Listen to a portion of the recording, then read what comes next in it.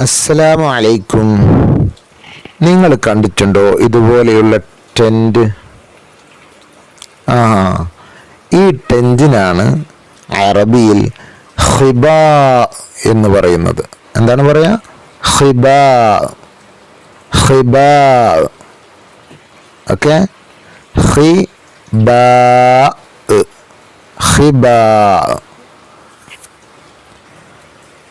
ഖബറുൻ. ഖബറുൻ. ഖബറുൻ. ഖുബ്സുൻ. ഖുബ്സുൻ. ഖുബ്സുൻ. ബാഖിറ. ബാഖിറ. ബാഖിറ. ഉഖ്തുൻ. ഉഖ്തുൻ. ഉഖ്തുൻ.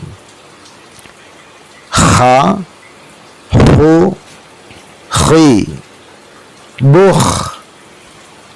ബുഖ്. ഈ അക്ഷരത്തിന്റെ പേരറിയോ?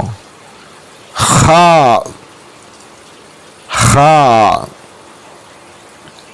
എന്താ നമ്മൾ ടെൻറ്റിന് പഠിച്ചത്? ഖിബാ. ഖിബാ. ടെൻറ്റിന്റെ അറബി പദം ഖിബാ. Okay, very good. ഇൻഷാ അല്ലാഹ് എല്ലാവരും നന്നായി വായിച്ച് എഴുതി പഠിക്കട്ടോ. ഇൻഷാ അല്ലാഹ്. അസ്സലാമു അലൈക്കും വറഹ്മത്തുള്ളാഹി.